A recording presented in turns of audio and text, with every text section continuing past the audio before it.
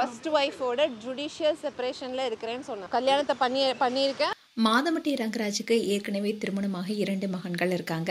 இந்நிலையில் தான் தன்னுடைய ஆடை வடிவமைப்பாளரான ஜாய் கிறிசட்டாவை திருமணம் செய்து கொண்டுதான் செய்தி வெளியானுச்சு. அதை உறுதிப்படுத்தும் விதமா ஜாய் கிறிசட்டா ரங்கராஜ் தான் தன்னுடைய கணவர்னு புதுவழியில பகிர்ந்தாங்க. அதோட ரங்கராஜ் தனக்கு குங்குமம் வச்ச போட்டோஸையும் ஷேர் பண்ணியிருந்தாங்க.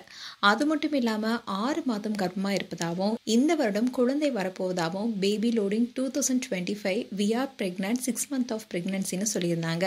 ஆனா இதை குறித்து மாதமட்டி ரங்கராஜ் கிட்ட கேட்டப்போ பொதுவெளியில, அதாவது குறிப்பா சோசியல் மீடியால வர தகவல் குறித்து எனக்கு தெரியும். என் வாழ்க்கை தொடர்பான எல்லா கேள்விகளுக்கும் என்னால பதில் சொல்ல முடியாது. சில விஷயங்கள் என்னுடைய தனிப்பட்ட வாழ்க்கை தொடர்பானது. அதை பத்தி நான் ஏன் பேசணும்னோ அதே நேரம் அவசியம் வந்தா மட்டும் நான் பேசணும்னு சொல்லியிருந்தாரு.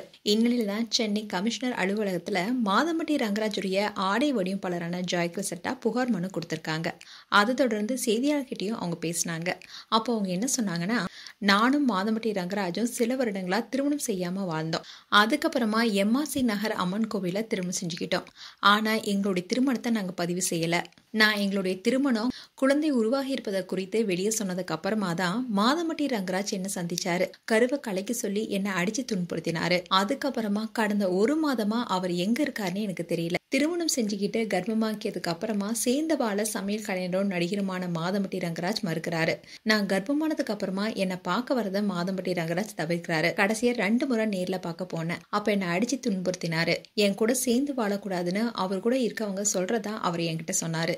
என்னுடைய கணவர் மாதமட்டி ரங்கராஜ் தான். என்னுடைய வயிற்றில் வளருது அவருடைய குழந்தை தான். என்ன ஏமாற்றிய மாதமட்டி ரங்கராஜ் மேல சட்டப்படி நடவடிக்கை எடுக்குமாறு கேட்டிருக்கேன். மாதமட்டி ரங்கராஜா கைது செய்யணுமா வேணாமான்னு போலீஸ் முடிவெடுப்பாங்க.